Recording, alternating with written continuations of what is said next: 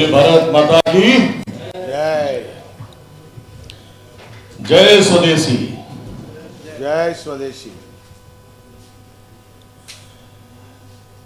यहां पर उपस्थित मेरे पत्रकार साथियों, हमारी पार्टी के राष्ट्रीय अध्यक्ष पूनम गुप्ता दीदी श्री, हमारी पार्टी के राष्ट्रीय प्रवक्ता हैदराबाद से राघू जी,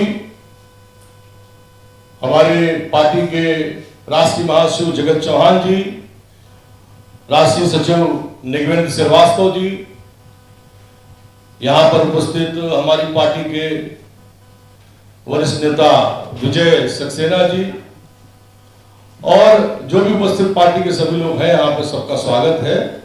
और ये प्रेस कॉन्फ्रेंस हम शुरू करते हुए आप सबका बहुत ही हार्दिक अभिनंदन और वंदन करते हैं। साथियों, आप सभी को पता है कि भारतीय स्वदेशी कांग्रेस को अच्छी जीत मिली पीछे मध्य प्रदेश के एमसीडी चुनाव में। उत्तर प्रदेश में भी आप सबने समर्थन दिया और अभी तक पार्टी 2 वर्षों में 7 राज्यों में अपनी पहचान बना चुकी है। और अब चूंकि ये पार्टी लोकसभा चुनाव में चुनाव जीत करके भारत देश के अंदर जो मूलभूत आवश्यकताएं हैं, जो जरूरतें हैं, जो चेंजेस, जो बदलाव के लिए भारतीय स्वदेशी कांग्रेस का हम लोगों ने निर्माण किया है, सभी ने आप सबके सहयोग से हम उस पर चर्चा करते हैं। अपने विजन और मिशन के ऊपर हम आज बात करते हैं। देखिए, भारतीय स्वदेशी कांग्रेस का जो मुख्य एजेंडा है, हम स्वदेशी स्वराष्ट्र चाहते हैं। हम भारत देश को पूरे विश्व में विश्वगुरु बनाना चाहते हैं। हम ग्लोबलाइजेशन के खिलाफ नहीं हैं, लेकिन हम ये चाहते हैं कि सबसे पहले आप पत्रकार भाइयों से लेकर के, मैं से लेकर के मेरे देश का विकास हो, स्वदेशी स्वराष्ट्र की स्थापना हो, तभी ये भारत देश आर्थिक दृष्टि से संपन्न बनेगा, तभी इस देश को आगे बढ़ाया जा सकता है। हम लोग आज ये घोषणा करते हैं कि हम इस भारत देश को आर्थिक दृष्टि से स्वतंत्र कराने के लिए आर्थिक स्वतंत्रता का अभियान शुरू करते हैं। अभी पीछे हम लोगों ने सोचा कि हम लोग स्वदेशी सत्याग्रह आंदोलन करें, लेकिन पता लगा कि भारत देश में अब स्वदेशी सत्याग्रह कोई नहीं कर सकता, उस पर बैन लगा दिया गया। बड़ा दुर्भाग्य है कि अपने देश को बढ़ाने के लिए संघर्ष नहीं किया जा सकता। लेकिन फिर भी लीगल प्रोसेस के अंदर रहते हुए, चूंकि हम लोग देश को नैतिकता का पाठ पढ़ाते चले आए हैं, देश को आगे बढ़ाना है, इसलिए हम लोग आर्थिक स्वतंत्रता के लिए संघर्ष करने के लिए भारतीय स्वदेशी कांग्रेस संपूर्ण भारतवर्ष में प्रत्येक गांव के अंतिम व्यक्ति के लिए आगे आ रही है। ये हम क्यों कर रहे हैं? क्योंकि आज बेरोजगार भारत है। हमने 4 मुख्य पॉइंट इसके लिए लिए हैं रोजगार के लिए। हम ये क्यों कर रहे हैं आर्थिक स्वतंत्रता के लिए संघर्ष? क्योंकि आज बेरोजगार भारत है और बेरोजगार भारत का उपाय क्या है? उसके लिए जिस दिन से ये पार्टी बनी थी, हमने कहा था कि हमारी सरकार जहां जहां भी बनेगी, हम रोजगार गारंटी विधेयक लगाएंगे। और रोजगार गारंटी विधेयक का मतलब क्या है? ये हर घर रोजगार मुहैया कराना चाहते हैं। मैं 1991 से कहता आ रहा हूं कि भारतवर्ष को अगर प्रत्येक गांव में खुशहाली लानी है तो हमको घर घर रोजगार, हर घर रोजगार, घर घर उद्योग, हर घर उद्योग के एजेंडे को पकड़ना पड़ेगा, उसको अपनाना पड़ेगा। सभी लोगों का आर्थिक विकास तभी संभव हो पाएगा। तो हर हाथ रोजगार, यह योजना हम चालू कर रहे हैं। इसके लिए भारतीय स्वदेशी कांग्रेस आगे आ रही है। दूसरी बात, हम ये क्यों कर रहे हैं? क्योंकि डूबता है भारत का व्यापार, डूब रहा है व्यापार भारत देश का। तो भारत देश को डुबाने का जो षड्यंत्र लोग करना चाहते हैं, हम उनके खिलाफ हैं। हम अपने देश का रोजगार खत्म नहीं होने देंगे। उसके लिए सुदृढ़ करेंगे हम लोग भारत देश के रोजगार को, व्यापार को, प्रत्येक व्यक्ति को। फिर क्या तीसरी बात क्या है कि हमारे देश का जो उद्योग है, जो स्वदेशी उद्योग है, जिसको हम बढ़ाना चाहते हैं, वो भी खत्म होता चला जा रहा है। चारों तरफ आप देख रही हैं निज नए कानून, निज नए रेट्स, जीएसटी की परेशानियां, सर्वर की परेशानियां, आईटी उद्योग की परेशानियां। ये डिजिटलाइजेशन के चक्कर में चाहे कुछ भी आप बंद कर लो, देश नहीं बंद होने दूंगा। यह संजय अग्रवाल का वादा है आपसे। जेबें खाली कर दो, गुल्लक के पैसे तोड़ दो, सारे पैसे अपने उपयोग में लगा लो, लेकिन देश का अर्थ व्यवस्था, चूंकि मैं पूरे जिंदगी व्यापार उद्योग को प्रोटेक्शन देता रहा हूं, किसानों को, जवानों को के लिए लड़ता रहा हूं, मैं खुद एक किसान हूं, तो यह देश नहीं डूबने दूंगा। ये जो हमारी अनऑर्गेनाइज ताकत है, चाहे कृषि की हो, चाहे उद्योग की हो, चाहे व्यापार की हो, इसको खत्म हम नहीं होने देंगे। इसके लिए किसी भी सीमा तक जाना पड़े, हम संघर्ष करेंगे।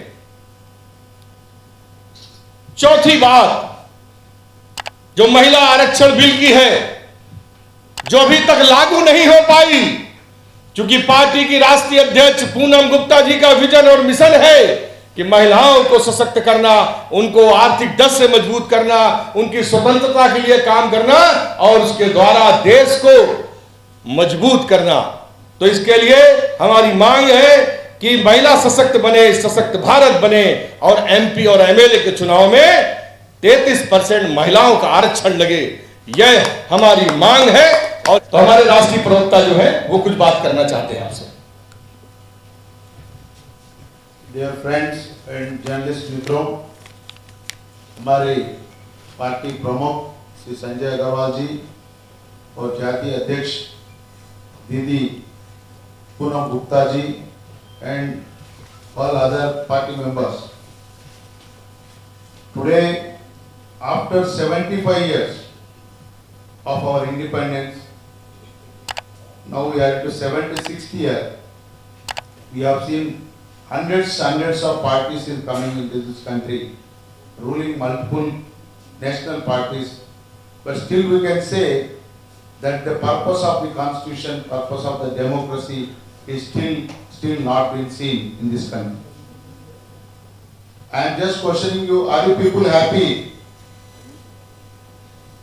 Are you people happy with the services of the government at your village level, Sarpanch office, or at your mandal level, district level, or any level, in the courts, in the assemblies, in the secretariats, wherever you go for some service, are you getting any proper response? Is it possible in this country? Is this a purpose that we have got the democracy and so many freedom fighters fought for this country? So there is a lot of lack of service for the citizens in this country. The reason is simple, that the citizen is away from politics, political are away from the government administration, and government is away from citizen service. In turn, we are facing day-to-day problems and nobody is there to care of us. In this matter, we all, people like us, we all together, we have decided to form a new party where every citizen will become a member and every citizen will participate in the decision makings of the country, and so that there won't be any gap between the citizen and the politics and government and the citizens. With this agenda, in a professional approach, we want to make the reforms in the administration and the system of this country. So I would like to inform each and every citizen of this country and also the journalists here that this party is mainly focusing on empowering every citizen of this country. There should be a response, respect and recognition to every citizen, so that the real value of the independence, the real value of the democracy we can see in this country. That's how I joined this team to develop together for the united and secular nation India. हाँ जी साथियों, बड़ा मजाक से लगता है हमारे देश में 75 साल होने जा रहे हैं देश के, और 75 सालों में भारत का निर्माण हमारी अभी तक की पार्टियां कर नहीं पाए। एक आदमी ने किसी बात में झगड़ा किया, दूसरे ने कहा कि मैं ये नहीं होने दूंगा, उसकी सरकार बनी, उसने वही एजेंडा लागू कर दिया। नया क्रिएटिव कुछ नहीं है, सृजन कुछ नहीं है, देश के निर्माण के लिए नहीं, व्यक्ति अपने खुद के निर्माण के लिए लगा हुआ है। और सबसे बड़ा दुर्भाग्यपूर्ण क्या है कि पहले परिवारों की सरकार बनती रही, अब व्यक्तिवादी सरकार बन रही है। और हम क्या चाहते हैं आप सबके साथ मिलकर के? हम ये चाहते हैं कि अब नहीं चलेगी, नहीं बनेगी व्यक्तिवादी व्यक्तियों की सरकार। अब नहीं चलेगी, नहीं बनेगी, ना बनने देंगे व्यक्तिवादी व्यक्तियों की सरकार, न परिवारवादियों की परिवारवादी विदेशी सरकार। अब बनेगी स्वदेशी, हमारी आप सबकी भारतीय स्वदेशी कांग्रेस की स्वदेशी सरकार, स्वदेशी सरकार, स्वदेशी सरकार। बोलिए आप लोगों को चाहिए कि नहीं चाहिए अपने देश की सरकार? आप पत्रकार भाई, मैं आप ही लोगों से पूछता हूं, चाहिए ना देश की सरकार? विदेशी सरकार कौन है? विदेशी सरकार जिसमें विदेशी लोग शासन करें, जिसमें विदेशी पॉलिसी शासन करें। अभी हमारे देश में किसान बिल क्या था? ये विदेशियों के द्वारा लाया हुआ ही तो बिल है कि आप दो कॉरपोरेट के हाथ में आप इसको आप कंट्रोल कर लें, और हमारा जितना यहाँ पे किसान भाई है वो अनऑर्गेनाइज हो जाए, से अनऑर्गेनाइज से ऑर्गेनाइज कर दें, उनको षड्यंत्र के जरिए कंट्रोल में कर दें। भारत देश किसी के कंट्रोल में नहीं आएगा। चाइना और पाकिस्तान जैसे दुष्चारी लोग कंट्रोल करने के लिए प्रयास कर रहे हैं ना भारत देश को। भारत ने कई बार रगड़ करके ठोका है उसको। कहने का मतलब यह है कि इस भारत देश में अब स्वदेशी काम आगे बढ़ेगा, आपके लिए काम। आप पत्रकार भाई हैं, मैं आज पूछता हूं, इतने वर्ष हो गए 75 साल, हम बाबा साहब अंबेडकर को मानने वाले लोग हैं, क्या पत्रकारों के लिए कोई बिल आया? आपका आर्थिक ढांचा मजबूत करने के लिए कोई बिल आया? अभी तक नहीं आया। भारतीय स्वदेशी कांग्रेस पत्रकारों के रोजगार को सुरक्षित करने के लिए बिल लेके आएगी। कम से कम आप लोगों के घरों में एक सभ्य समाज के हिसाब से 50,000 60,000 रुपया महीने में आमदनी पहुंचे। आप लोग इसके लिए हम लोग संघर्ष करेंगे आपके लिए। बोलिए आपको चाहिए कि नहीं चाहिए 50-60,000 रुपए कम से कम महीने में तनख्वाह? निश्चित रूप से चाहिए, ज्यादा चाहिए। हम ऐसे नहीं, हम संजय अग्रवाल हैं, हम जो कहेंगे वही करेंगे। आप ले आइए, आज तक हमने पीछे जो 30 साल पहले कहा था कि हमारी सरकार बनेगी, हम स्मार्ट गांव बनाएंगे। हम आज भी लड़ाई लड़ रहे हैं स्मार्ट गांव के लिए। हमने कहा था कि हम वृक्षारोपण करेंगे। हम गुजरात में भी जाके स्टार्टअप ग्रीन गुजरात कराए, 1 करोड़ वृक्षारोपण का अभियान छेड़ा है। कहने का मतलब जो कहो वो करो, ये वही लोग कर सकते हैं जिनके वर्ड्स की कीमत है। ये आपका विवेक है कि आपको समझना देश कहां जाएगा। अच्छा आप बताइए, सड़क पे जाते हैं अभी एक कानून ले आई है सरकार दिल्ली की, है नकल करके है दूसरों की, 10 साल के बाद डीजल का गाड़ी नहीं चलेगा। अरे भाई क्यों नहीं चलेगा? अगर वो गाड़ी मेंटेनेंस है, उसका फिटनेस है, तो आप क्या कोई गाड़ी अपना कसूर के पैसे से खरीदता है? आराम में थोड़ी खरीद रहा है कोई गाड़ी। आपने कहा 10 साल बाद गाड़ी नहीं चलेगा। किसको अधिकार है ये कानून लाने का? जनता से बड़ा कानून कुछ नहीं है। अभी आप कहते हैं कि जन सेवक, मजाक करते हैं। मैं कहता हूं सारे सरकारी अधिकारियों को सीओजी नंबर मिला हुआ है, सबके लिए तय है कि भाई 3 से 5 डेली जनता की समस्या सुनेंगे। अरे जनता तो पास बनवा के अंदर बिल्डिंगों में नहीं घुस पाती, इसको कौन सुरक्षित करेगा? गुड गवर्नेंस कौन लाएगा? उसके लिए है भारतीय स्वदेशी कांग्रेस। हम इसके लिए संघर्ष करेंगे कि प्रत्येक सरकारी आदमी 3 से 5 खुलेआम बैठ करके जनता की बात सुने, उसका निपटारा करे। नहीं करेगा तो उसके लिए भी एक गारंटी विधेयक लेके आएंगे। जनता का अभी उन लोग सड़क पे गए, 10 साल में गाड़ी नहीं चलेगी, कहीं गाड़ी सड़क खराब है, टैक्स सबसे आप लेते हैं, गाड़ी ठुक गई, आदमी मर गया, उसके लिए कौन जुर्माना देगा? हमारी सरकार बनेगी तो सरकार जुर्माना देगी। जैसे जनता से सरकार जुर्माना वसूलती है, वैसे ही जनता को के हित में सरकार को जुर्माना देना पड़ेगा, तभी तो कार्य पद्धति स्ट्रांग बनेगी। जिस आदमी की गलती से, अधिकारी की गलती से वो सड़क खराब है, जिस ठेकेदार की गलती से सड़क खराब है, तभी तो उसको सजा मिलेगी।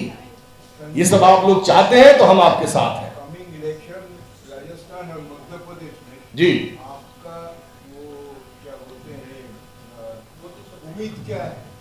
कमिंग इलेक्शन मध्य प्रदेश में हम लोग चुनाव लड़ने जा रहे हैं।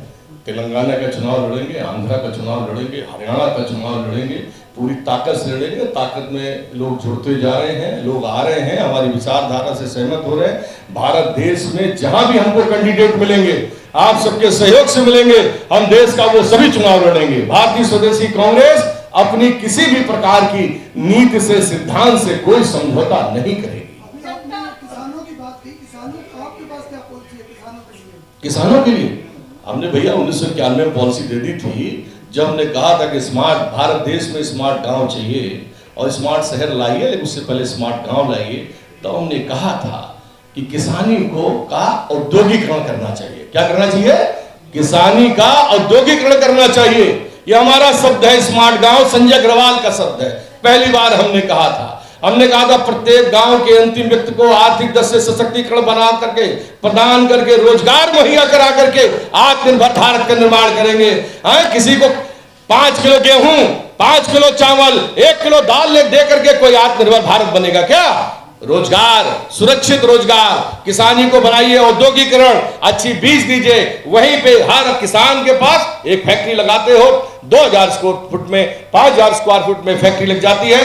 क्यों नहीं ऐसी व्यवस्था करते जिसके पास, किसान के पास 10 एकड़, 20 एकड़, 5 एकड़, 1 एकड़, कई एकड़ जमीन है, वहां उद्योग लगाओ। किसानी जो उसकी उपज होती है उसको फैक्ट्री वही लगवाओ, पूरा देश खुशहाल बनेगा। वो योजना संजय अग्रवाल के पास है, किसी के पास हो। मैं तो चैलेंज करता हूं भारत देश के जितने भी नेता, जितने अधिकारी हो, लाइव बैठिए, चर्चा करिए, आइए बात करिए, सॉल्यूशन मैं दूंगा आपको। और ना दे पाऊं तो राजनीति से संन्यास ले लूंगा। जी बोलिए।